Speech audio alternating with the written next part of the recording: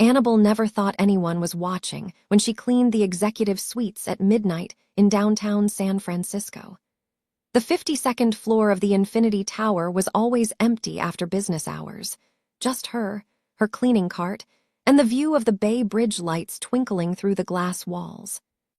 The city sprawled below like a constellation of dreams and disappointments, and somewhere in that sprawl was the tiny apartment in Dolly City where her 15-year-old sister Claudia was probably still awake doing homework. Tonight, Annabelle had her earbuds in, playing old R&B tracks her grandmother used to love back in Detroit. The kind of music that made you feel things, that pulled memories from deep in your chest and put them in your hips and shoulders. She had already cleaned 3 offices on this floor, her movements efficient from 2 years of doing this exact routine 5 nights a week. But when she entered the massive conference room in the penthouse suite, something shifted. Maybe it was exhaustion. Maybe it was the full moon hanging fat and silver over the bay. Maybe it was just that she needed to feel like more than a woman pushing a cart full of cleaning supplies through empty buildings while the rest of the city slept. Whatever it was, as she wiped down the long glass conference table, the rhythm took over. Her hips swayed, her shoulders rolled. The microfiber cloth became a dance partner as she spun across the marble floor, eyes closed, feet remembering choreography from high school performances she had not thought about in years. Back when her parents were alive, and her biggest worry was whether she would get the lead in the spring showcase. Back when dance was her future, not just a memory that surfaced during lonely midnight shifts. She dipped low, came up smooth, let her arms flow like water. For 3 minutes and 42 seconds, Annabelle was not a cleaning woman drowning in medical debt and raising her sister alone in one of the most expensive cities in America. She was just a girl who loved to move, who felt the music in her bones, who remembered what joy tasted like. She had no idea that Dong-Soo Kim, the 34-year-old head of the most powerful Korean business syndicate on the West Coast, had returned to his private office for a forgotten file. His meeting in Los Angeles had been canceled at the last minute, so instead of staying overnight, he had driven back to San Francisco, arriving at the Infinity Tower just after midnight. He had used his private elevator to reach the 52nd floor, expecting darkness and silence. Instead, he heard music. Dong-Soo stood frozen in his doorway, briefcase in hand, watching this beautiful fair-skinned black woman move like water through his conference room. Her cleaning uniform, a simple navy polo and black pants, could not hide the grace in her movements. She spun and her box braids fanned out like wings. She dipped and rose with the kind of control that only came from years of training. Her eyes were closed, her face peaceful, completely lost in whatever song she was hearing through her earbuds. For the first time in 15 years of running operations that most people feared to even whisper about, Dong-Soo felt something crack open in his chest. He had seen beautiful women before. He had dated some of them, brief relationships that ended when they realized he would never fully let them in. But this was different. This woman was not performing for anyone. She was not trying to be seen. She was just purely, absolutely herself. And there was something about that authenticity that reached into Dong-Soo's carefully controlled world and rearranged something fundamental. He did not announce himself. He just watched, memorizing the way joy looked on another human being, something he had forgotten existed. His life was meetings and strategies, threats and countermoves, the constant weight of protecting his family's legacy and the people who depended on him. There was no room for spontaneous dancing in conference rooms. There had not been room for anything soft in so long he had forgotten what it felt like. But watching this woman dance reminded him. She reminded him of his younger sister, who used to dance through their childhood home in Seoul, who told him once that dancing was like praying with your whole body. His sister had been dead for 4 months now, murdered by rivals who wanted to hurt Dong-Soo by destroying what he loved most. He had not cried at her funeral. He had not cried since, but watching this stranger dance in his empty building at midnight, something in his throat got tight. When the song ended and Annabelle opened her eyes, she screamed. The cloth flew from her hand and hit the floor with a wet slap. Standing in the shadows near the doorway was a man in a dark business suit, completely still, staring directly at her with an expression she could not read. In the dim light from the city outside, she could make out sharp features, dark hair styled back from his face, and eyes that seemed to see straight through her. Her hand went to her chest, heart hammering. Oh my God, I am so sorry. I did not know anyone was here. I was cleaning, I swear I was not. I am so sorry. The words tumbled out in a rush as she yanked her earbuds out and grabbed the fallen cloth. Her mind was already spiraling. She was going to get fired. Mrs. Patterson, her supervisor, had warned her about using earbuds on the job. She was going to lose this position, and the overnight shift paid more than the day work, and she needed every single dollar to keep Claudia in their apartment and food on the table, and how could she have been so stupid, so careless? But the man did not look angry. He stepped forward into the light from the windows, and Annabelle could see him more clearly now. He was probably in his mid-30s, Korean, with the kind of face that belonged in a business magazine. Everything about him screamed money, from his perfectly tailored suit to the way he carried himself with absolute certainty. This was someone used to being in control of every room he entered. "You do not need to apologize," he said. His voice was quiet, accented, careful. "I should have announced myself. I did not mean to frighten you." Annabelle clutched the cleaning cloth, not sure what to do with her hands. "I was just finishing up this room. I will get out of your way. I am sorry for the noise." "You are a dancer," he said. It was not a question. The observation caught her off guard. "I used to be, a long time ago. The music helps pass the time while I work."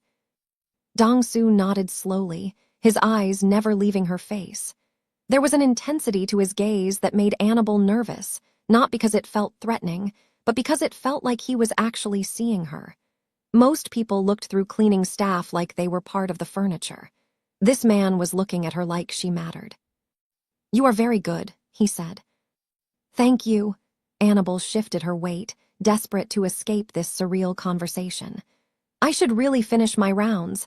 I have 4 more floors to get through tonight." She expected him to dismiss her, to return to whatever had brought him back to the office at midnight. Instead, he reached into his jacket and pulled out a business card. He held it out to her between 2 fingers. "My name is Dong-soo Kim. This is my office. If you have a moment tomorrow, I would like to discuss a proposition with you." Annabelle stared at the card like it might bite her. Nothing about this made sense. Men like him did not give their business cards to cleaning women.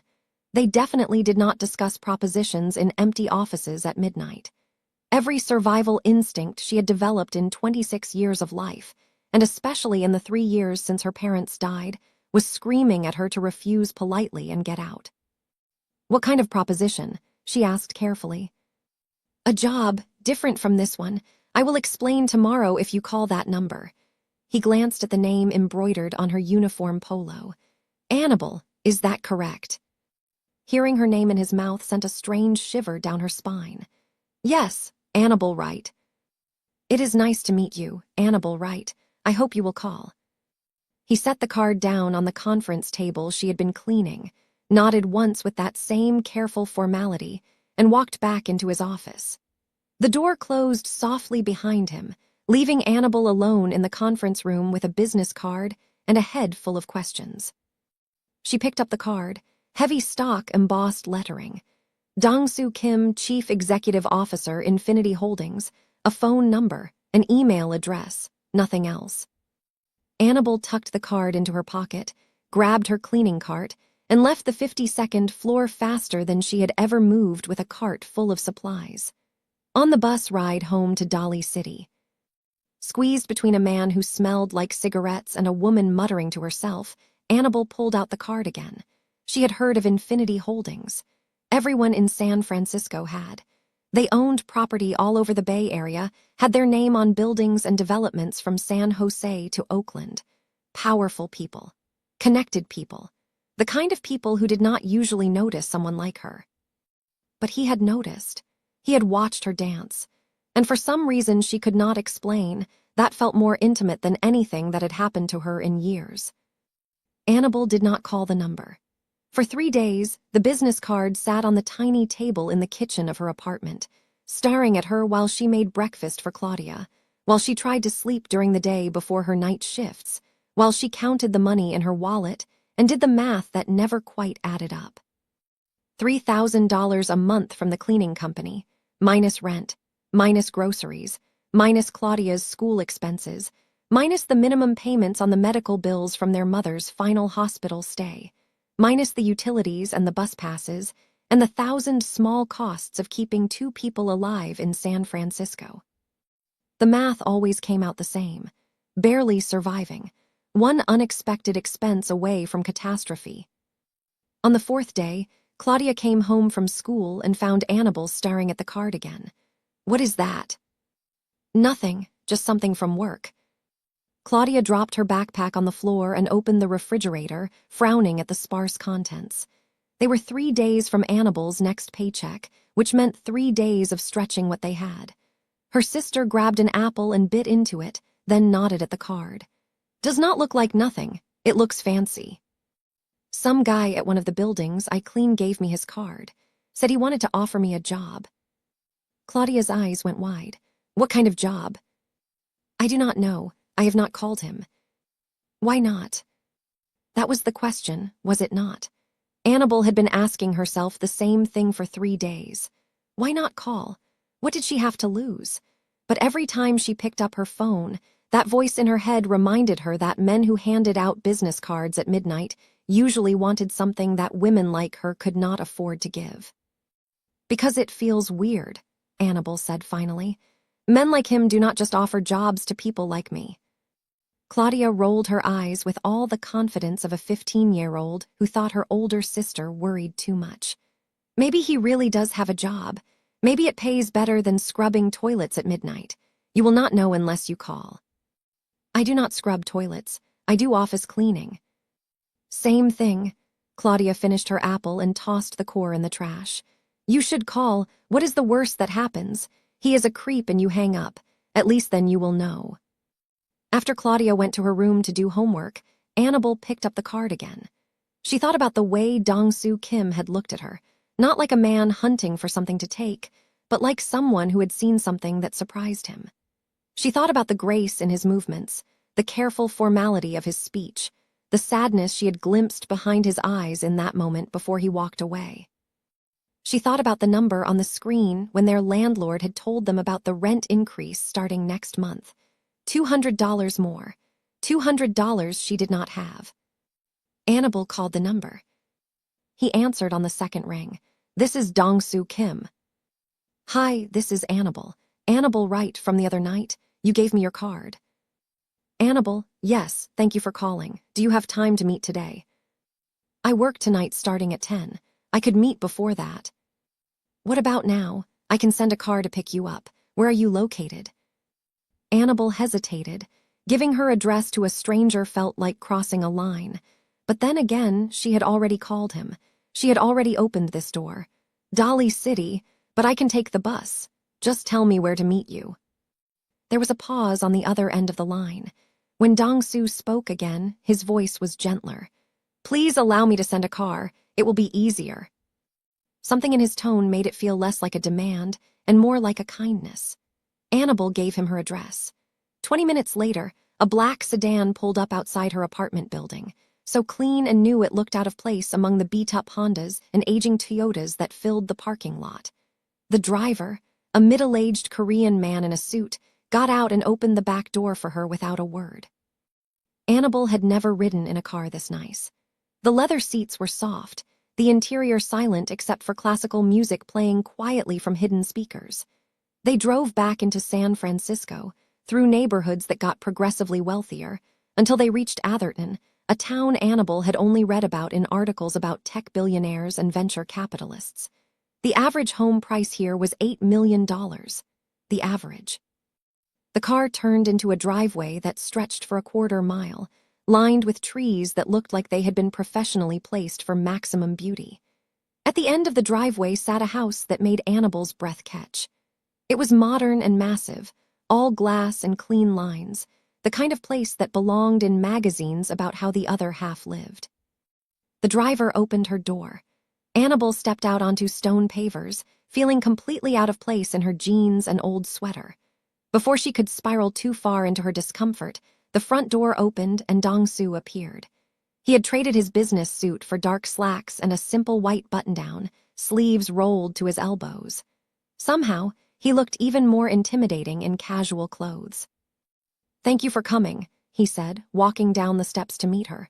"Please come inside." The interior of the house matched the exterior. Everything was beautiful and expensive and almost aggressively tasteful. Annabelle followed Dong-soo through a massive entryway into a living room with floor-to-ceiling windows overlooking a pool and gardens that seemed to stretch forever. On the walls hung abstract art that probably cost more than her annual salary. "Can I get you something to drink?" Dong-soo asked. "Tea, coffee, water." "Water is fine, thank you." He disappeared through a doorway and returned a moment later with 2 glasses of water, ice clinking softly. He handed her one and gestured to the sofa. Annabelle sat, perching on the edge like she might need to run at any moment. Dong-soo sat across from her in a chair, maintaining a respectful distance. "I want to start by explaining why I asked you here," he said. 4 months ago, my younger sister was killed in Seoul. She had a daughter, Minji. She is 12 years old. After my sister's death, Minji came to live with me. She is the only family I have left. Annabelle's chest tightened. Whatever she had expected him to say, it was not this. "I am so sorry for your loss." Dong-soo nodded, his expression carefully controlled. "Minji has not adjusted well. She refuses to speak most of the time. She has shut everyone out. I have hired therapists and counselors, but nothing has helped. My sister used to say that dancing saved her life when she was young. It gave her a way to express things she could not say with words. When I saw you dance the other night, I thought perhaps you could help Minji in a way that others have not been able to." "You want me to teach her to dance?" Annabelle asked slowly. "Yes, 5 afternoons a week, 3 hours each session. I will pay you $3,000 per week. If Minji responds well, we can discuss a longer arrangement." The number hit Annabelle like cold water. $3,000 a week. That was more than she made in a month cleaning offices. That was the difference between drowning and breathing. That was Claudia's college fund starting to exist. That was medical bills getting paid off. That was everything. But it was also too much. No one paid that kind of money without expecting something in return. "Why so much?" Annabelle asked. "You could hire a professional dance instructor for a lot less than that." Dong-soo met her eyes steadily. "Because this is not just about teaching dance. This is about helping a traumatized child find her way back to life. That is worth more to me than any amount of money. And because I saw the way you moved when you thought no one was watching. You were not performing. You were not trying to impress anyone. You were just genuinely joyful, and that is what Minji needs. She needs to remember what joy feels like." The honesty in his voice disarmed Annabelle's suspicions. She wanted to believe him. God, she wanted to believe that someone would pay her fairly for work that mattered. That she could help a grieving child while also saving her own family from financial disaster. But the voice in her head, the one that had kept her and Claudia alive through 3 years of struggle, reminded her that things that looked too good to be true usually were. "I do not know," Annabelle said. "This feels like a lot. I am not a therapist. I am not even a real dance teacher. I just took classes in high school. I am not asking for credentials. I am asking for someone genuine who understands how movement can heal. I believe you are that person." Annabelle set her water glass down on the coffee table, her hands trembling slightly. "Can I think about it?" Disappointment flickered across Dong-soo's face, but he nodded. "Of course. Take whatever time you need. But would you be willing to meet Minji before you decide? I think it might help you understand what I am asking." That felt like a trap, meeting the child, getting emotionally invested before she had made a decision. But Annabelle heard herself saying yes anyway. Dong-soo stood and led her through the house to a wing she had not seen yet. He stopped outside a closed door and knocked softly. "Minji, there is someone I would like you to meet." No response. Dong-soo opened the door anyway. The room inside was enormous, one wall entirely made of mirrors, the floor polished hardwood. A dance studio. In the corner, knees pulled to her chest, sat a small girl with long black hair falling over her face. She did not look up when they entered. "Minji, this is Annabelle," Dong-soo said gently. "She is a dancer. I thought perhaps she could visit with you sometimes." The girl still did not move or acknowledge their presence. Annabelle looked at Dong-soo, not sure what to do. He gave her a small nod and stepped back out of the room, leaving her alone with Min-ji. The door closed softly. Annabelle stood there for a long moment, watching the girl in the corner. She recognized that posture. It was the same way Claudia had sat in the corner of their apartment in Detroit after their mother died, curled so tight it looked like she was trying to disappear into herself. Annabelle had not known how to reach her sister then either. She had just kept showing up, kept being present, kept loving her until Claudia was ready to unfold again. Instead of trying to talk to Min-ji, Annabelle walked to the center of the room. She pulled out her phone, selected one of the songs from her cleaning playlist, and set it on the floor. Then she started to move. Not a performance, not trying to impress a grieving 12-year-old, just dancing the way she had danced in the conference room when she thought no one was watching. She closed her eyes and let the music guide her. She danced for one song, then another. She was halfway through the third song when she heard a small voice from the corner. "Your form is sloppy." Annabelle stopped and turned. Min-ji was looking at her now, eyes red-rimmed but alert. "What?" "Your form, in that turn, your arms are too loose. It looks messy." The girl stood up, unfolding from her corner with the kind of grace that made Annabelle's breath catch. "It should be like this." Min-ji executed the same turn Annabelle had attempted, but her version was perfect. Every line clean, every movement precise, her whole body telling a story. She was not just good, she was extraordinary.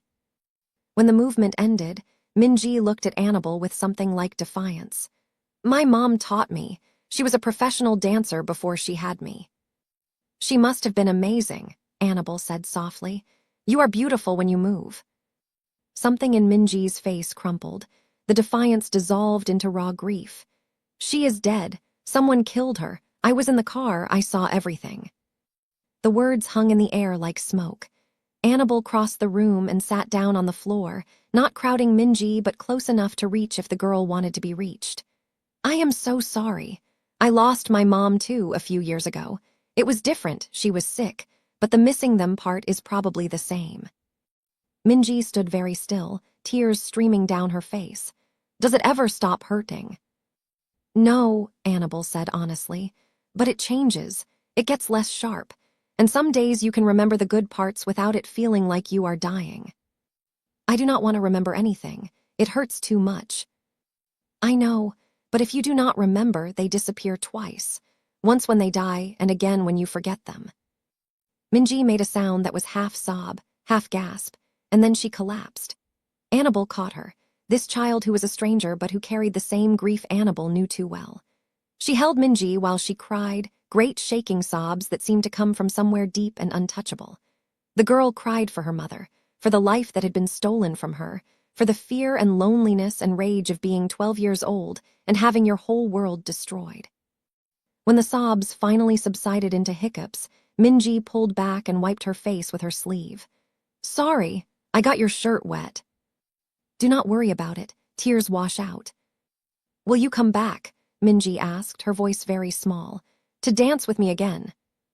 Annabelle looked at this child with her mother's talent and her uncle's sad eyes, and she knew she had already made her decision.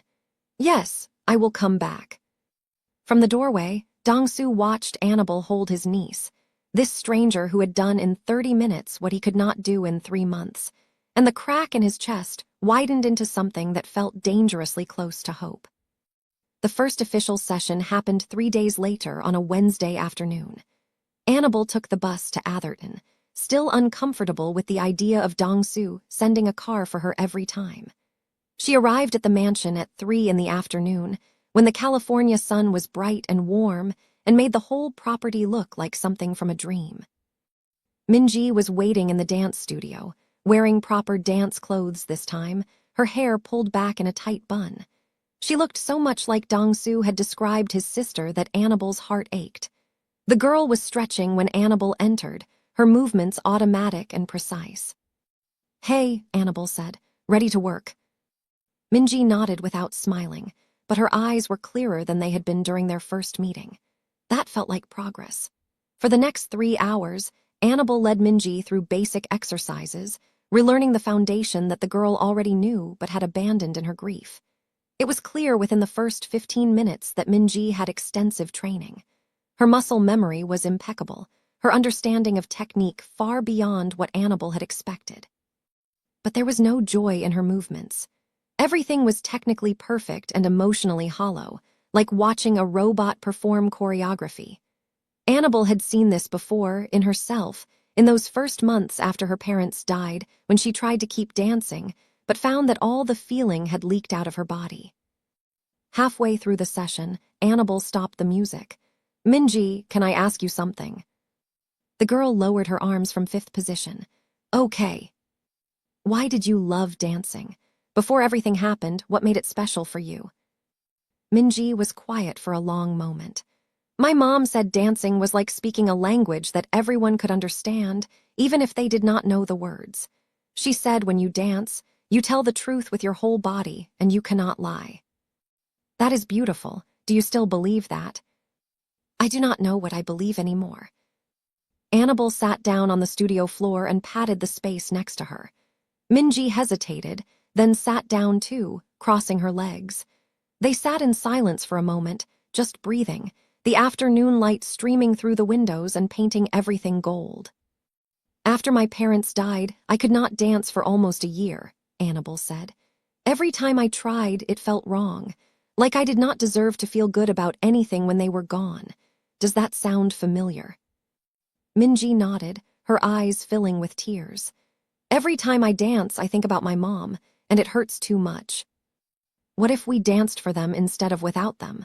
What if we moved in a way that said, 'Thank you for teaching me this. Thank you for sharing this gift with me'? What if dancing was how we kept them alive?" The concept seemed to settle over Minji like a new skin.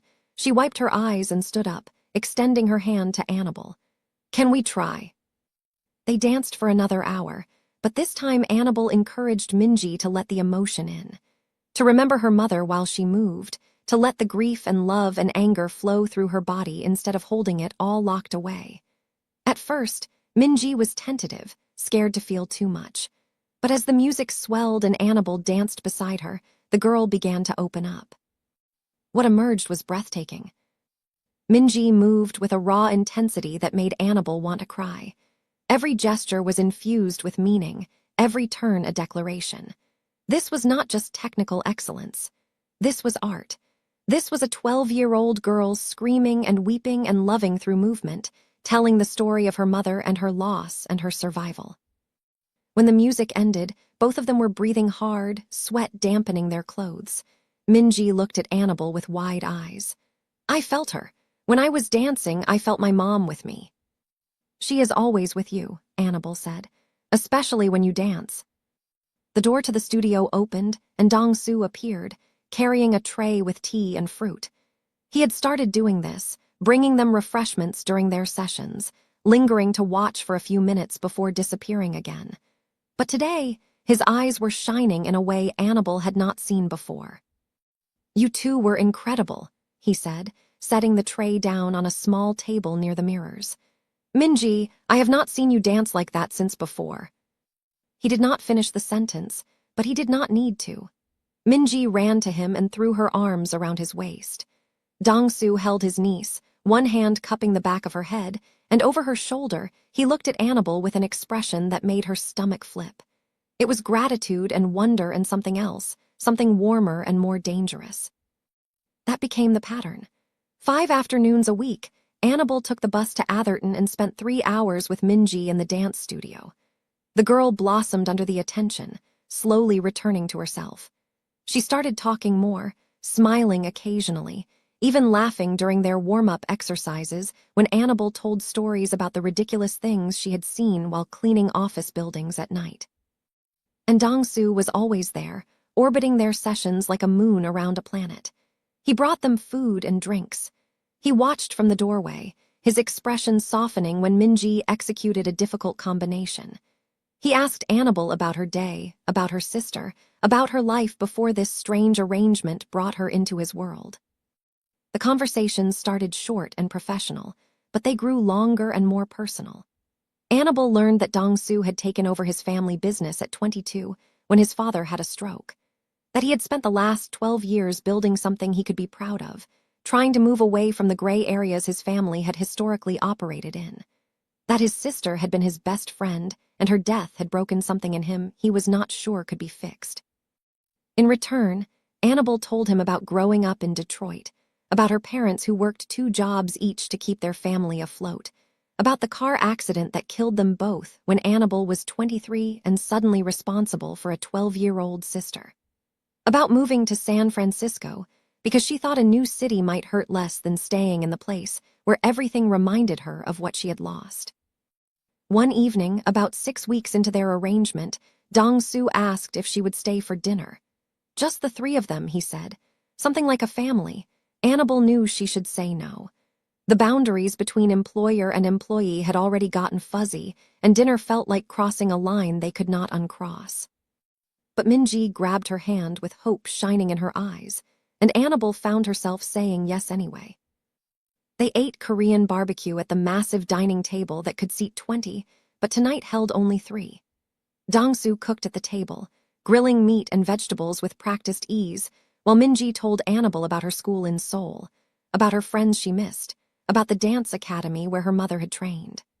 The girl was more animated than Annabelle had ever seen her, gesturing wildly with her chopsticks, almost like a normal kid instead of a trauma survivor. Across the table, Dong-soo watched Annabelle with an expression that made her heart beat faster. There was something in his eyes, a warmth and attention that felt like more than gratitude. When their hands accidentally touched reaching for the same dish, neither of them pulled away immediately. The contact lasted 3 seconds too long to be accidental. After dinner, Min-ji went upstairs to do homework, and Dong-soo walked Annabelle to the front door. His driver was waiting to take her home, the same routine as always. But at the door, Dong-soo touched her arm gently. "Thank you," he said. "Not just for what you are doing with Min-ji, but for being here, for making this house feel less empty." Annabelle looked up at him, at this man who carried so much weight on his shoulders, who had lost his whole family except for one grieving niece, who somehow made her feel seen in a way she had not felt in years. "You are paying me very well for it. I would pay you twice as much if it meant you would stay." The air between them thickened with something unspoken. Annabelle knew she should step back, should put distance between them, should remember that this was a job, and he was her employer, and mixing those things up led nowhere good. But she did not step back.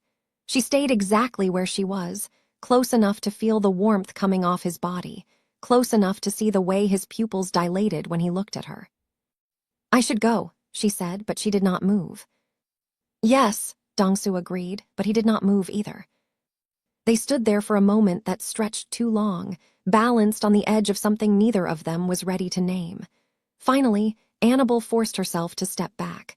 "Good night, Dong-soo." "Good night, Annabelle." She got in the car and did not look back, but she could feel his eyes on her all the way down the long driveway. On the drive back to Dali City, her phone buzzed with a text from Claudia. "You are late. Everything okay?" Annabelle stared at the message, thinking about how to answer that question. Everything was not okay. She was falling for her employer, a man who lived in a completely different world, whose life was complicated in ways she did not fully understand. A man who had hired her to help his traumatized niece, not to develop feelings for him. But when she closed her eyes, she saw the way Dong-soo had looked at her across the dinner table, like she was the most fascinating person he had ever met. She felt the ghost of his touch on her arm, gentle and warm. She remembered the sound of his laugh when Min-ji had made a joke about Annabelle's terrible Korean pronunciation. "Everything is fine," she texted back. "Just had dinner with work people, home soon." It was not a lie, exactly. But it was not the truth either. The truth was that Annabelle was in trouble, the kind of trouble that started with late-night conversations and shared glances and ended with someone getting hurt. She just was not sure anymore if she cared. Life settled into a rhythm that felt almost normal. Annabelle cut back her cleaning shifts to 3 nights a week, since the money from teaching Min-ji more than covered her expenses. Claudia noticed the change, noticed that Annabelle seemed lighter somehow, that she smiled more and stressed less. Her sister asked questions, but Annabelle deflected them. How could she explain what was happening when she did not fully understand it herself? The sessions with Minji continued to go well. The girl was thriving, her personality emerging more each week. She started joining her school's dance program, making friends for the first time since moving to America. She talked about her mother without breaking down. She laughed. She healed. And Annabelle fell deeper into something she could not name. Dong-soo found more and more reasons to be home during her afternoon visits. They would have tea together after Minji's sessions, sitting in his study while the sun set over the gardens. He told her about his work, the legitimate business ventures he was building, the shipping and logistics empire he was trying to transform into something completely clean. He talked about the past too, about the parts of his family history that made him uncomfortable. His grandfather had built their wealth through connections and deals that existed in gray areas of the law. His father had continued that tradition. Dong-soo had spent the last 5 years trying to separate the family business from those old ties, to build something his niece could inherit without shame. But there were people who did not want him to succeed, rivals who benefited from the old chaos, who saw Dong-soo's push for legitimacy as weakness. His sister's death had not been random. It had been a message from one of those rivals, a man named Kangdi Park, who ran a competing organization out of Los Angeles. Park blamed Dong-soo for his brother's arrest 3 years ago on fraud charges. Dong-soo had provided evidence to federal investigators as part of his effort to distance himself from the criminal elements of their shared industry. Park's brother was serving 15 years in federal prison because of that evidence. He wants revenge, Dong-soo told Annabelle one evening, his voice heavy. And he knows the best way to hurt me is to destroy what I love. Is that why you have so much security? Annabelle asked.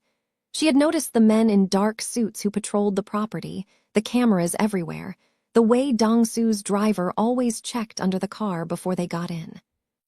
Yes, I will not lose anyone else, I cannot. The conversation left Annabelle uneasy, but she pushed the feeling aside. Dong-soo's world was not her world. She was just the dance teacher. The threat he described felt abstract, like something from a movie, not real life. That illusion shattered on a Thursday afternoon in late October. Annabelle had just finished her session with Minji and was gathering her things when her phone buzzed with a text from an unknown number. She opened it without thinking. The message was simple. Stop working for the Kim family, or there will be consequences. Attached was a photo of Claudia leaving school, her backpack over one shoulder, completely unaware she was being photographed.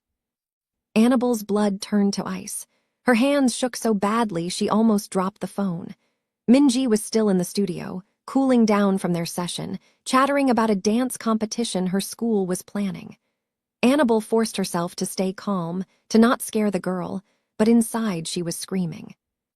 She made an excuse about needing to make a phone call and stepped into the hallway. With trembling fingers, she called Dong-soo. He answered immediately. Annabelle, is everything okay? No, her voice cracked. Someone just sent me a message. They told me to stop working for you. They sent me a picture of my sister. Silence on the other end of the line, but it was not the silence of surprise. It was the silence of someone whose worst fears had just been confirmed. Where are you right now? In your house. Minji is in the studio. Stay there. Do not leave the property. I am 10 minutes away. He hung up before she could respond. Annabelle leaned against the wall, fighting the urge to vomit. Someone had photographed her baby sister. Someone was threatening Claudia because of Annabelle's connection to Dong-soo. This was real. The danger he had described was not abstract anymore. It was a photo on her phone and a threat that made her skin crawl. She called Claudia. Her sister answered on the third ring, sounding annoyed. What? I am studying. Where are you right now? At home. Why? Stay there. Lock the door. Do not leave for any reason until I get there. Do you understand? Annie, you are freaking me out. What is going on? Just do what I say, please. I will explain when I get home. She hung up and called her supervisor at the cleaning company, quit effective immediately, did not offer an explanation. Then she stood in the hallway of Dong-soo's mansion, hugging herself, trying to stop shaking. Dong-soo arrived in less than 10 minutes, moving through his house with controlled urgency. He found Annabelle in the hallway and immediately pulled her into his study, closing the door behind them. "Show me the message." She handed him her phone. He read it, his expression darkening. "This is Kangdi Park. This is how he operates, threats against family." "What does he want?" "To isolate me, to take away everyone I care about so that I have nothing left to lose and make stupid decisions. He knows that you are important to Minji, and he knows." Dong-soo stopped, his jaw tightening. "He knows what?" Annabelle asked. "He knows that you are important to me." The admission hung between them, everything they had been dancing around for weeks suddenly spoken out loud. Annabelle wanted to ask what he meant, wanted to push him to say it clearly, but there was no time. Her sister was in danger. "What do I do?" Annabelle asked. "I have to keep Claudia safe." "You are both coming here. Tonight, I will have my security team bring your sister and whatever belongings you need. You will stay in the guest house until this is resolved." "I cannot just move into your house." "You can and you will." His voice was hard now, the voice of a man who was used to being obeyed. "I have already lost my sister because I underestimated Park. I will not lose you too." "I am not yours to lose," Annabelle said, but the words came out weak. They both knew she was lying. Dong-soo stepped closer, close enough that she had to tilt her head back to meet his eyes. "Annabelle, please, let me protect you. Let me keep you and your sister safe." She should have said no. She should have grabbed Claudia and disappeared, left San Francisco entirely, started over somewhere Park could not find them. But looking at Dong-soo, at the desperation in his eyes, at the way his hands were clenched into fists like he was physically restraining himself from reaching for her, Annabelle knew she was not going anywhere. "Okay," she whispered. "Okay." The relief that washed over Dong-soo's face was so profound it hurt to witness. He pulled out his phone and made 3 calls in rapid Korean, giving orders to people who responded with immediate compliance. Within an hour, 2 of his security team were at Annabelle's apartment in Dali City. Claudia called, confused and scared, and Annabelle tried to explain without explaining too much. Her sister was 15, not stupid. She knew something serious was happening. By 8 that evening, Claudia and 3 suitcases of their belongings arrived at the Atherton mansion. The guest house was bigger than their entire apartment, a self-contained unit with 2 bedrooms, a kitchen, and a living room. Minji helped Claudia unpack, excited to have someone her age around, chattering about the pool and the game room and all the things they could do together. Annabelle stood in the doorway watching her sister settle into this surreal new reality, and Dong-soo stood beside her, his presence solid and reassuring. "She will be safe here. You both will." "How long do we have to stay?" "Until Park is neutralized. I am working on it."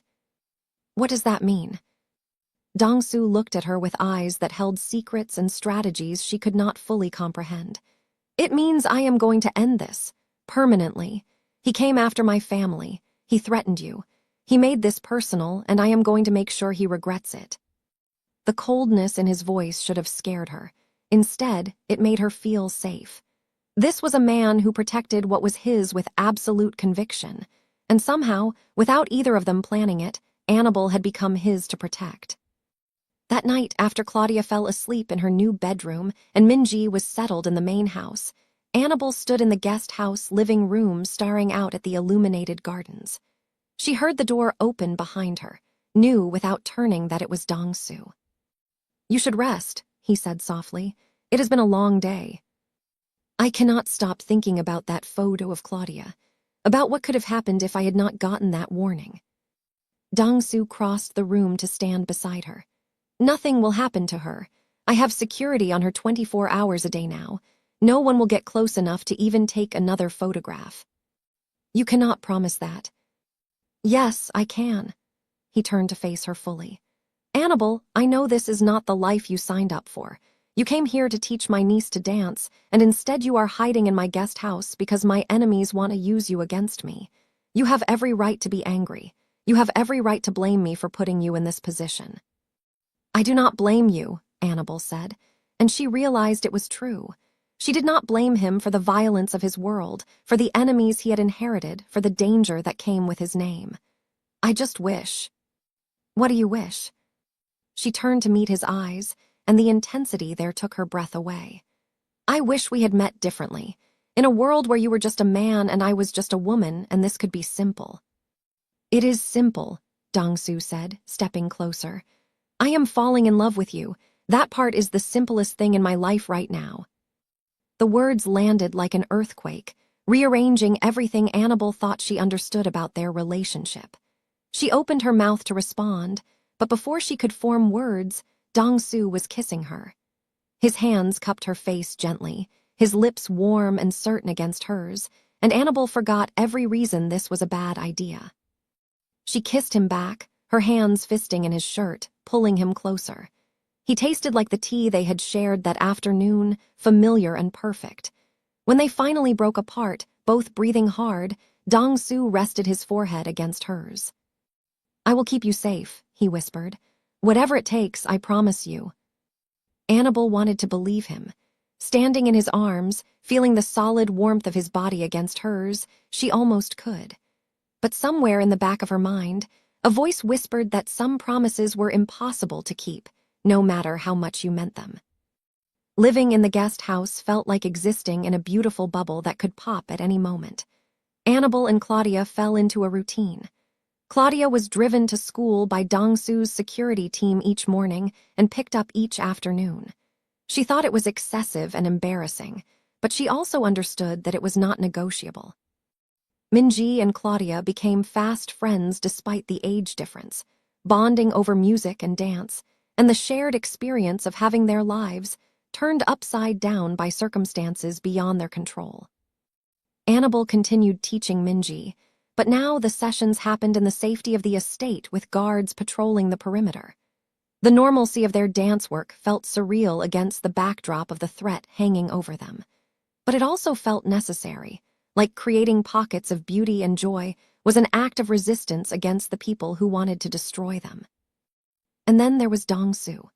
After that first kiss, everything changed between them. He did not hide his feelings anymore. He would find her in the guest house late at night after Claudia was asleep, and they would talk for hours about everything and nothing. He told her about his childhood in Seoul, about the pressure of being the eldest son in a powerful family, about his dreams of building something legitimate that his future children could inherit without shame. Annabelle told him about her parents, about the way her father sang while cooking breakfast and her mother danced in the kitchen when she thought no one was watching, about how much she missed them, how the grief had changed shape over the years but never really left, about her fears that she was not enough for Claudia, that she was failing at the job of being a parent when she was barely an adult herself. "You are more than enough," Dong-su said one night as they sat together on the couch in the guest house, her head resting on his shoulder. "Look at what you have done. You kept your sister fed and housed and safe in one of the most expensive cities in the country. You gave up your own dreams to make sure she could have hers. You are exactly what she needs. Sometimes I wonder what my life would look like if they had not died. If I had finished college, if I had kept dancing seriously. If I was not responsible for another human being before I figured out how to be responsible for myself. Do you regret it?" Annabelle thought about that question honestly. "No, I love Claudia. I would make the same choice again. But that does not mean I do not mourn what I lost." Dong-su kissed the top of her head. "You will dance again, professionally if you want. I will make sure of it. You cannot just fix everything with money." "Maybe not, but I can give you space and time and resources to pursue what makes you happy. That is what people who love each other do."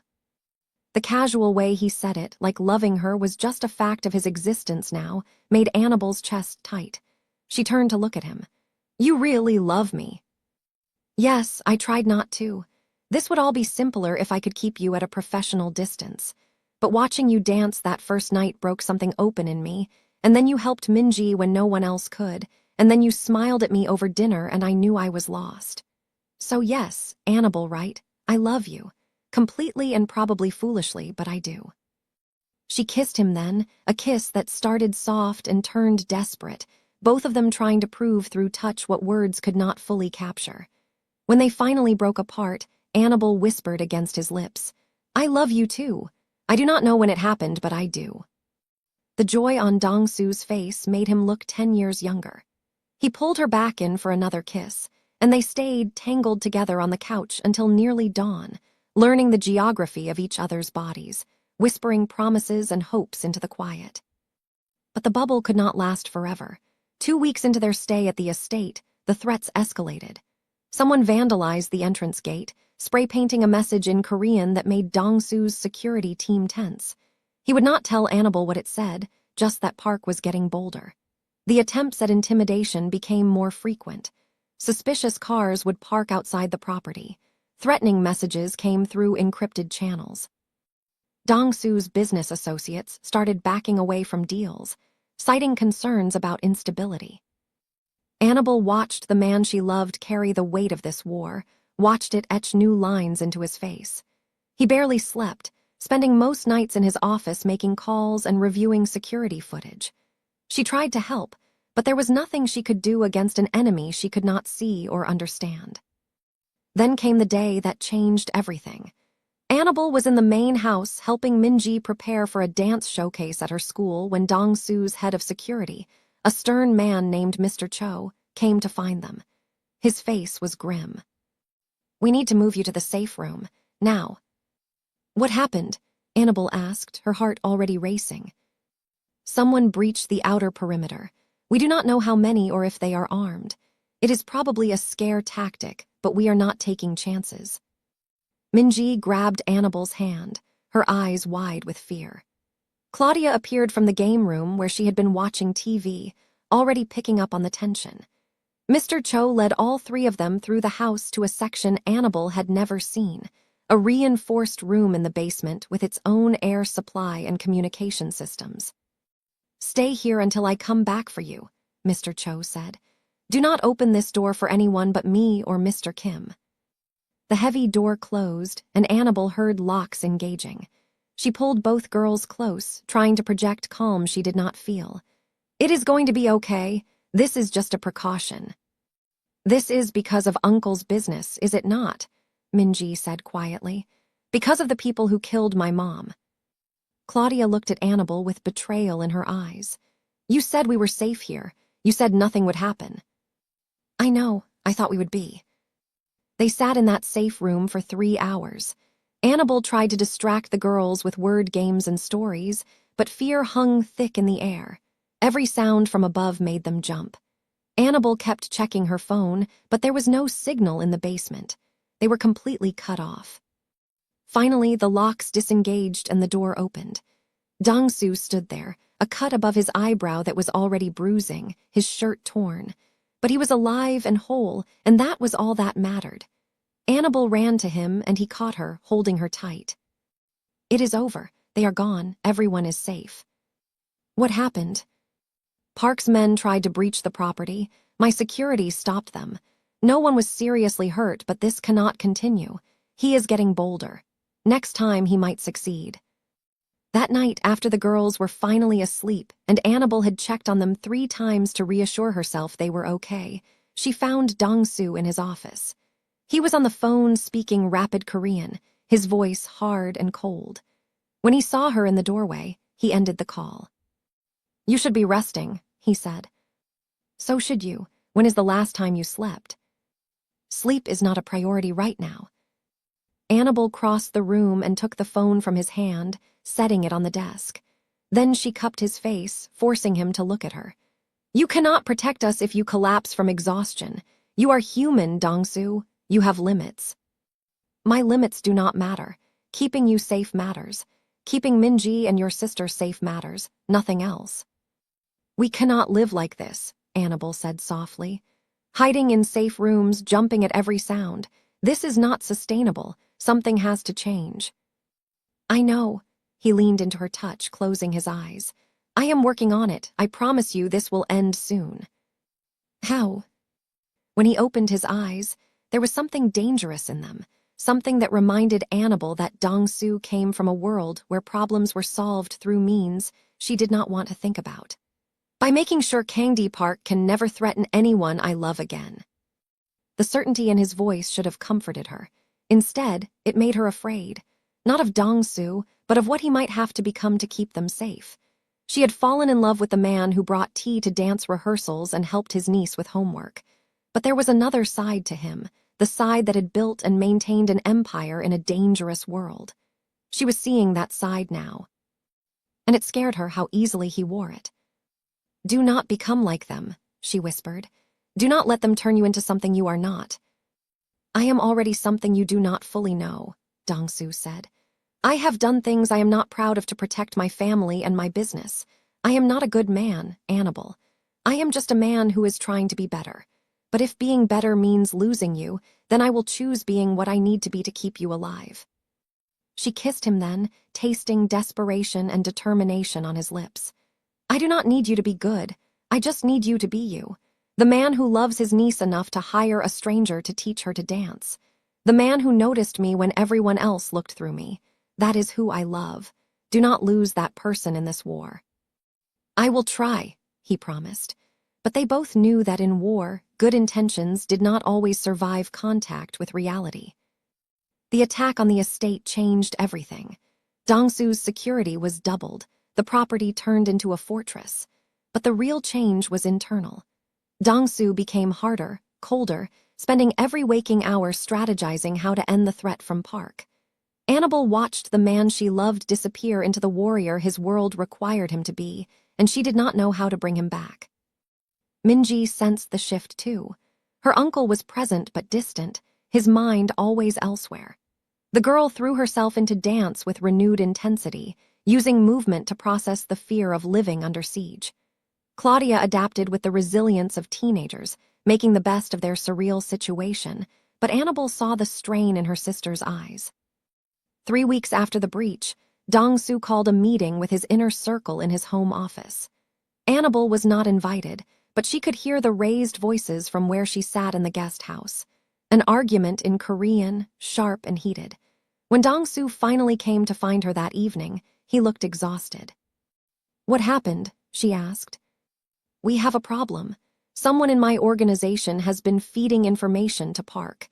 That is how his men knew the best time to attack. That is how they have been staying one step ahead of my countermoves. There is a traitor." The word hung heavy in the air. "Do you know who?" "Not yet, but I will find out." It took 4 more days of investigation, of reviewing security footage and communication logs and financial records. When they finally identified the leak, the revelation was devastating. It was Sung-ho, Dong-soo's head of operations, a man he had worked with for over a decade. A man he trusted with his life. AMBW was in the dance studio with Minji when Mr. Cho came to get Dong-soo from where he had been watching their session. The look on the security chief's face made her stomach drop. Something had happened.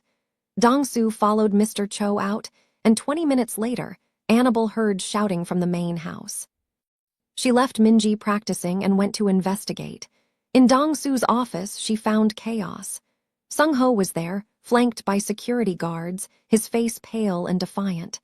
Dong-soo stood behind his desk, fury rolling off him in waves. 8 months, Dong-soo was saying in English, probably for AMBW's benefit. "You have been selling me out for 8 months. How much did he pay you? How much was my sister's life worth to you?" "You do not understand," Sung-ho said, his accent thick. "You do not see what you have become. You used to understand that our world has rules. You cannot just decide to go legitimate and expect everyone to follow. Some of us built our lives on the old ways. You were destroying that. So you helped murder my sister. You endangered my niece. You gave Park the information he needed to attack my home." "I gave him information. What he did with it was his choice." Dong-soo moved so fast AMBW barely saw it. One moment he was behind his desk, the next he had Sung-ho slammed against the wall, forearm across his throat. The security guards did not intervene. They just watched, stone-faced. "You are going to tell me everything," Dong-soo said, his voice deadly quiet. "Every piece of information you gave Park, every plan he is working on, every weakness in his organization that you know about. You are going to give me the tools to destroy him completely. And if you cooperate, I might let you leave this country alive." AMBW wanted to look away, but she could not. This was the side of Dong-su she had been afraid to see, the part of him that came from a world where betrayal was answered with violence. But she also understood his rage. Sung-ho had helped kill his sister, had put Min-ji in danger, had threatened everything Dong-su was trying to protect. Over the next hour, Sung-ho talked. He gave them everything, every detail of his communications with Park, every piece of intelligence he had passed along, and most importantly, the information about Park's own organization that Sung-ho had gathered as insurance. Names, locations, financial records, evidence of crimes that could put Park and his top associates away for life. When it was done, Dong-su had Mr. Cho escort Sung-ho to a secure location. Not to be killed, despite Annabelle's fears, but to be held until Dong-su decided what to do with him. The man who had betrayed them was no longer a threat, but the information he had provided was gold. That night, Dong-su came to the guest house later than usual. Annabelle was waiting up, unable to sleep while her mind replayed the scene from his office. When he walked in, she saw how much the day had cost him. His shoulders slumped with exhaustion, his eyes hollow. "Are you okay?" she asked. "No. Someone I trusted for over 10 years helped murder my sister and endangered everyone I love. I am very far from okay." Annabelle went to him, pulling him into her arms. He held her like she was the only solid thing in a world that had turned liquid and dangerous. "What happens now?" "Now I use what Sung-ho gave me to end this. Park thinks he is winning this war. He thinks I am weak. That going legitimate made me soft. I am going to show him exactly how wrong he is." "What are you going to do?" Dong-su pulled back to look at her, his expression grim.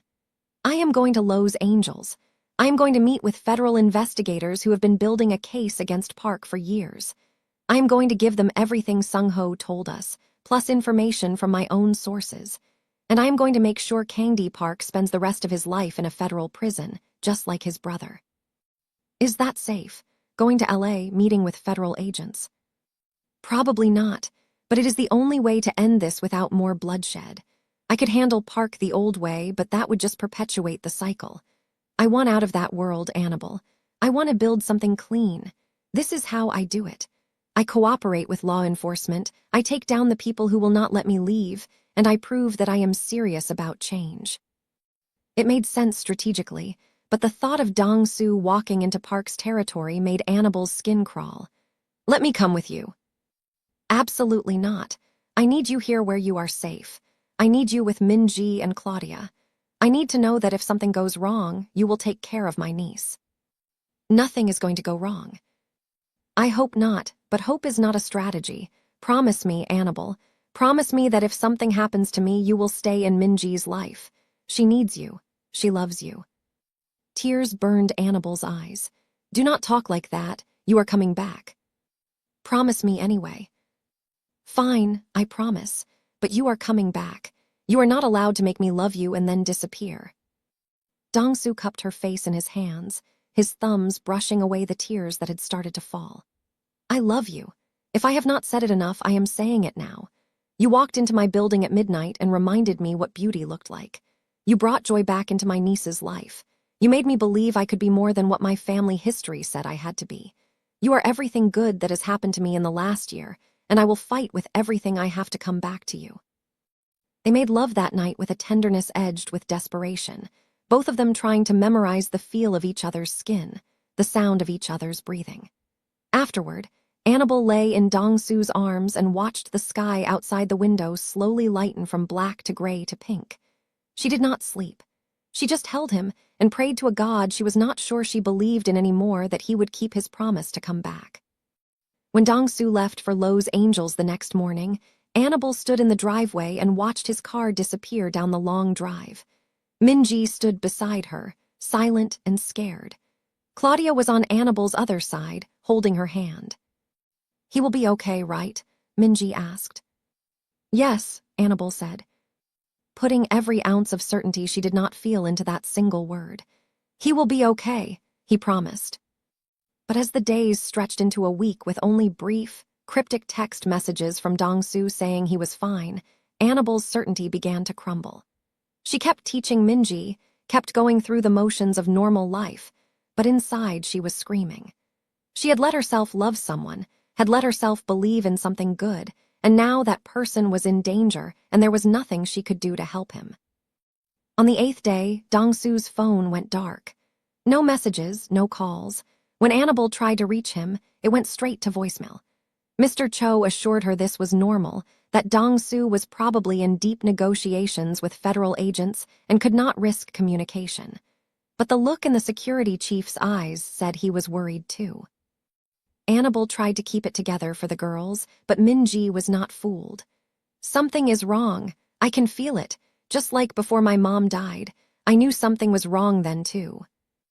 "Nothing is wrong," Annabelle lied. "Your uncle is careful. He knows what he is doing." But that night, after both girls were finally asleep, Annabelle sat alone in the guest house and let herself fall apart.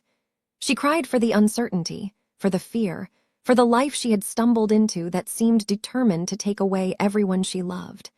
She cried until she had no tears left, until she was just empty and exhausted. Then her phone rang, an unknown number. Her heart stopped. She answered it. "Annabelle," Dong-su's voice, strained but alive. "Oh my God, are you okay? I have been trying to reach you for days." "I am fine. It is done. Park is in federal custody. His entire organization is being rolled up as we speak. It is over, Annabelle. It is finally over." The relief hit her so hard she could not breathe for a moment. "When are you coming home?" "Tomorrow. I am driving back tomorrow. I need to tie up a few loose ends here, but then I am coming home. To you." "I love you," she said, the words spilling out. "I love you so much and I need you to be safe and come home." "I will, I promise. Get some sleep, okay? When I get back, we are going to start planning our future. A real future without this hanging over us." After they hung up, Annabelle sat in the darkness of the guest house and let herself believe, really believe for the first time, that they might actually have a chance. That love might be enough. That the story did not have to end in tragedy. She was still sitting there, smiling through fresh tears, when the sun came up. Dong-su returned to Atherton 36 hours later, and when Annabelle saw him walk through the front door of the main house, she ran. She ran like her life depended on it, threw herself into his arms, and he caught her, lifting her off the ground and spinning her in a circle right there in the entryway. Min-ji and Claudia appeared from the game room, and Min-ji screamed with joy and joined the hug.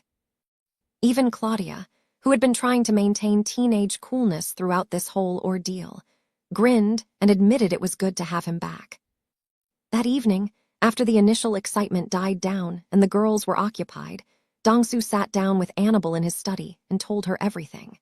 How he had spent 8 days in Los Angeles meeting with FBI agents and federal prosecutors. How he had turned over every piece of evidence Sung-ho had provided, plus additional information from his own files. How the case against Park was so solid that the man had no chance of avoiding conviction. "He is looking at life in prison," Dong-su said, the satisfaction clear in his voice. "And so are 8 of his top associates. Their entire operation has been dismantled. The people who killed my sister, who threatened you and Min-ji, they are all going to pay for what they did." "What about Sung-ho?" Annabelle asked. "He cut a deal, immunity in exchange for his testimony against Park. He is relocating to Korea, and if he is smart, he will never come back to the U.S. I never want to see him again." "And you, what happens to you now?" Dong-su reached across the desk and took her hand. "I testified about my family's past activities as part of the deal. Complete transparency about everything I knew. In exchange, I received immunity for my cooperation and a clean slate for the future. The federal government is satisfied that I am genuinely moving away from the old business model. Infinity Holdings is officially completely legitimate now. No more gray areas, no more looking over my shoulder, just clean business going forward." The relief on his face was profound. This was what he had been working toward for years, and it had finally happened. At enormous cost, but it had happened. "So what now?" Annabelle asked. "Now we live, really live, without fear or threats.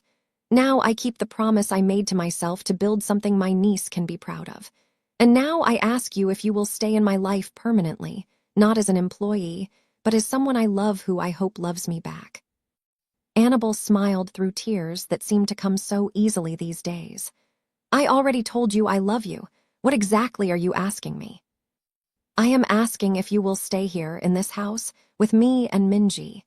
I am asking if you will let me support you while you build your own dance studio, pursue your dreams that you gave up. I am asking if you will consider a future with me. It was not quite a proposal, but it was close. And sitting there in his study, with the California sun streaming through the windows and the weight of the last few months finally lifting, Annabelle realized she wanted that future more than she had wanted anything in years. Yes, she said simply. To all of it, yes. The next 3 months were a whirlwind of change. Annabelle and Claudia officially moved into the main house instead of the guest house. Claudia got her own room that was bigger than their entire apartment in Dolly City had been, and she started at a private school that Dong-soo helped arrange. The teenager was suspicious of charity at first, but Dong-soo framed it as an investment in family, and that seemed to satisfy her pride. Minji thrived. With the threat gone and her uncle happier than she had seen him since before her mother died, the girl blossomed. She won first place at her school's dance showcase and started talking about maybe auditioning for a performing arts high school when she was older. She called Annabelle Aunt Annie now, and it made Annabelle's heart swell every time. And Dong-soo kept his promise about the dance studio. He found the perfect space in Palo Alto, helped Annabelle design it exactly how she wanted, and covered all the startup costs. When Annabelle protested that it was too much, he pointed out that he had more money than he could spend in 3 lifetimes, and he wanted to spend it on people he loved. That argument was hard to counter. The studio opened in early spring. Annabelle hired 2 other instructors and started with beginner classes for kids and teens. Within a month, they were at capacity and had a waiting list. Word spread about the dance teacher in Palo Alto who actually cared about her students, who taught technique but also taught joy, who understood that dance was about more than perfect form.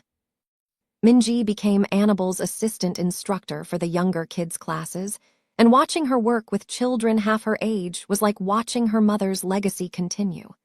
The girl was patient and encouraging, pushing her students to be better while making them feel safe enough to try. On a Saturday afternoon in May, Annabelle stood in her studio watching her students warm up for their first recital.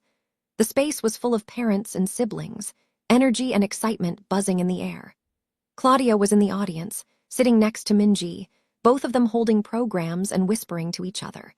And in the back of the room, leaning against the wall with his arms crossed and a soft smile on his face, was Dong-soo. He caught her eye and winked, and Annabelle had to look away before she got too emotional. This was her dream, the thing she thought she had given up forever when her parents died and life became about survival instead of living. But here it was, resurrected and real, and she had this complicated, beautiful, impossible man to thank for it.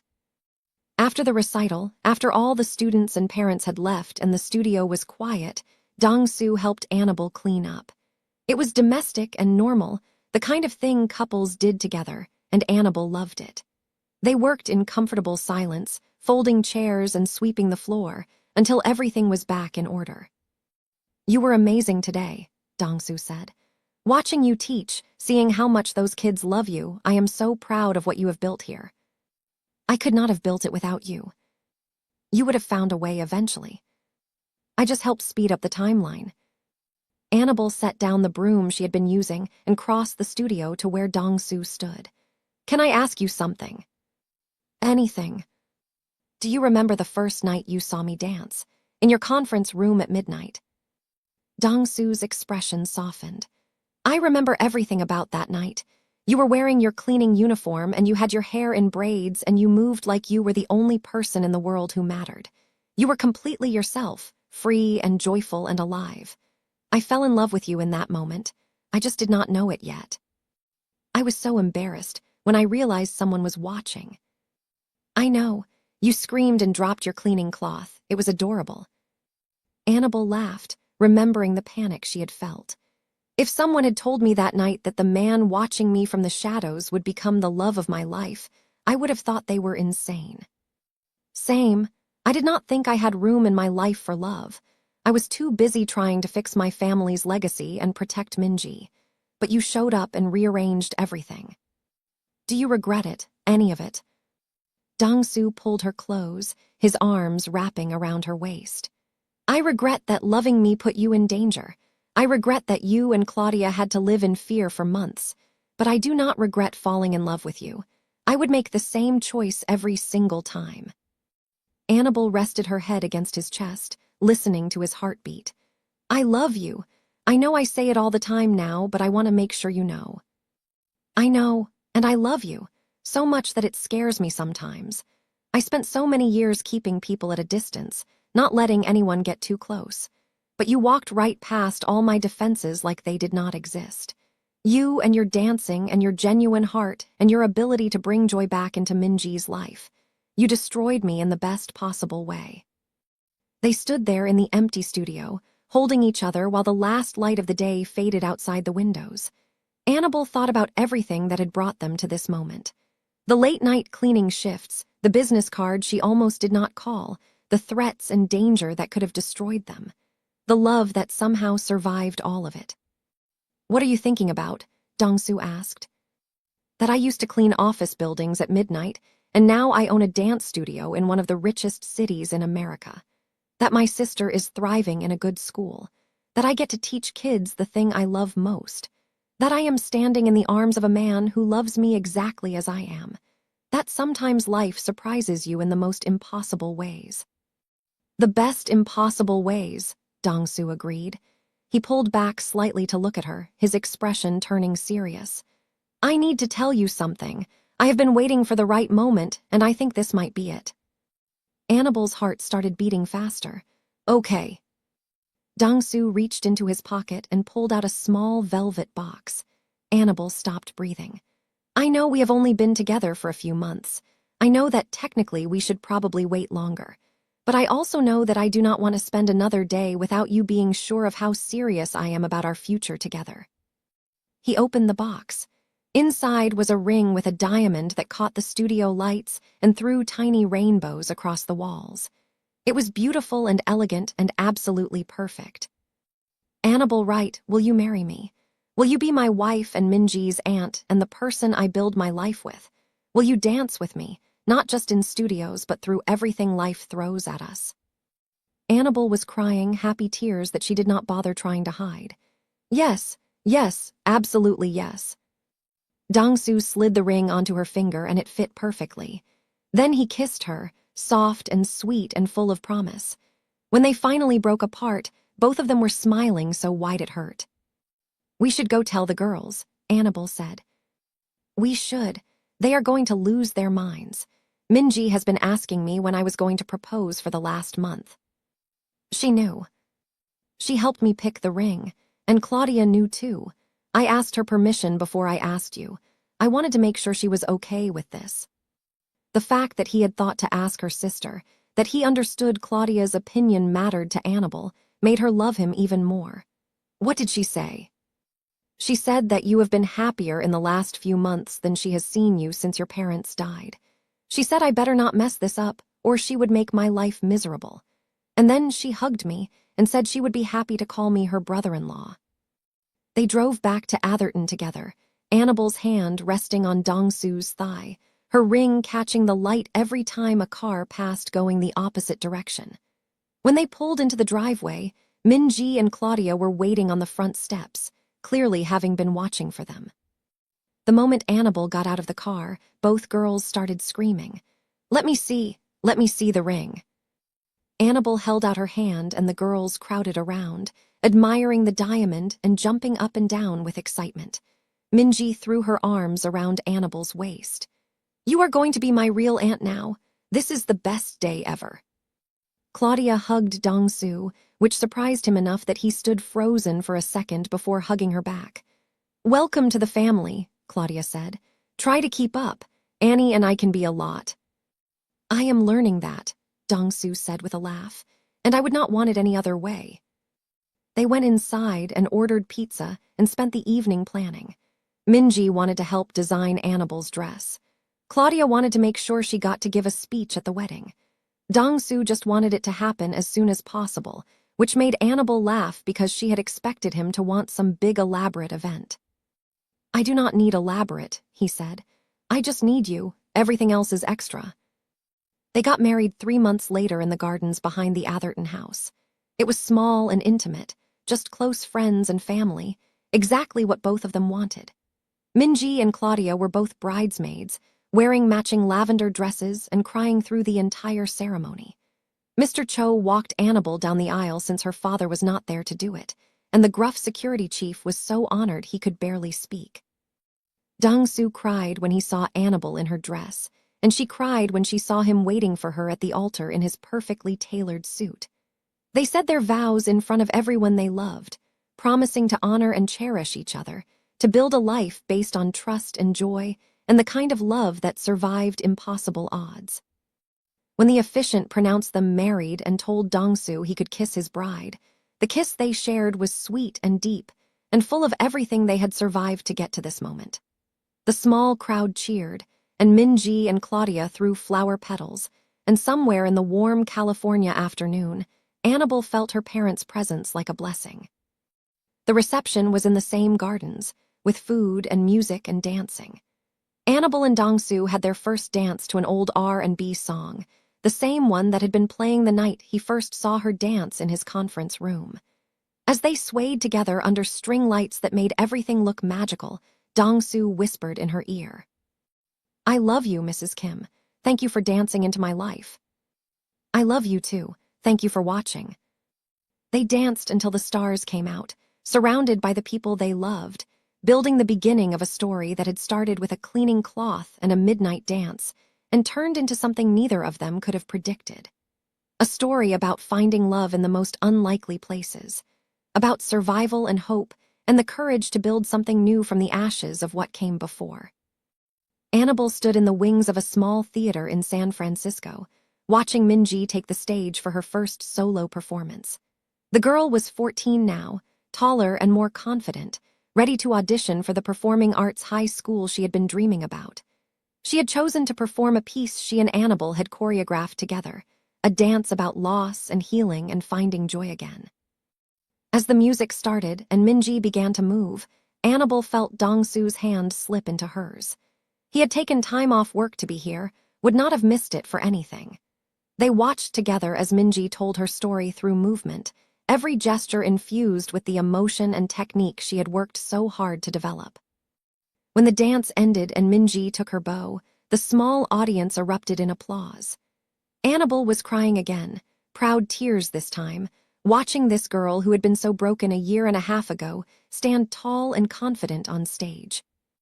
"She is incredible," Dong-soo whispered. "Her mother would be so proud." "She would be. You both raised an amazing kid." After the performance, they took Minji and Claudia out for dinner to celebrate. Claudia was thriving at her new school, talking about applying to colleges soon, maybe studying business so she could help Annabelle expand the dance studio to more locations.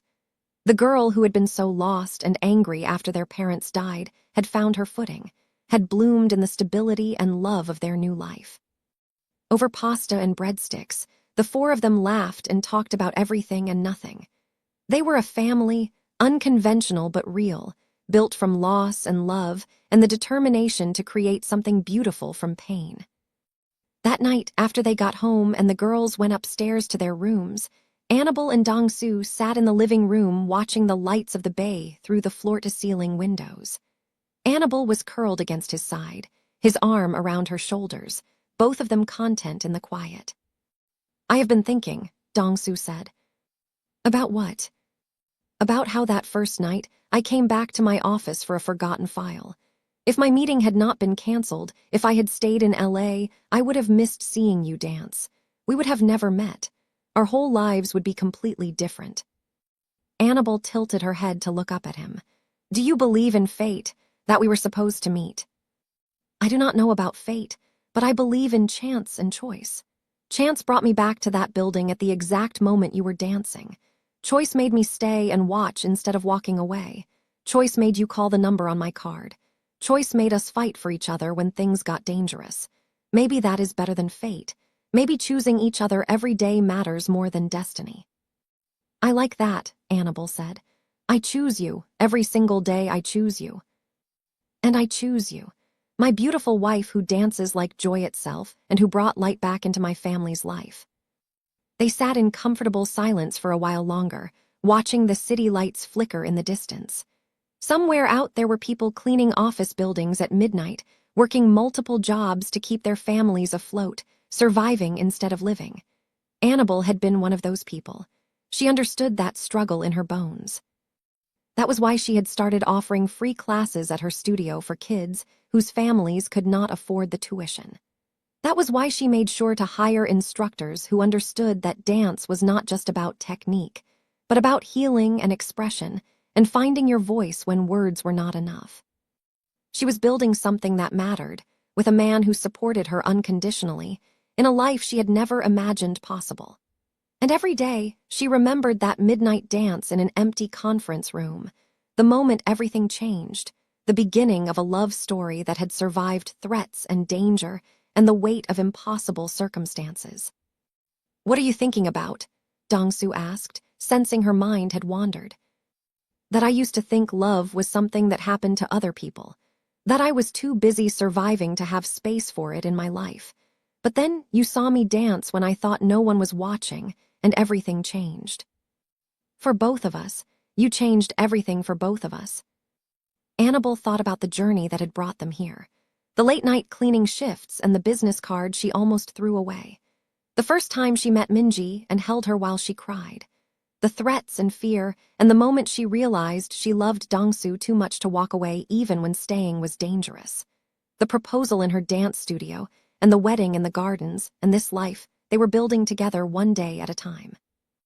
"I love you," she said simply. "I love you too, always." And as they sat together in the house that had become home, with the girls they loved sleeping safely upstairs and their whole future stretching out before them full of possibility, Annabelle let herself believe in happy endings. Not the fairy tale kind where everything was perfect and nothing ever went wrong, but the real kind, where two broken people found each other and chose to heal together. Where love was not a solution to every problem, but a foundation strong enough to build on. Where a midnight dance could change the course of two lives and create something beautiful and lasting and true. She had been a cleaning woman dancing alone in an empty building. He had been a powerful man carrying the weight of his family's legacy and his sister's death.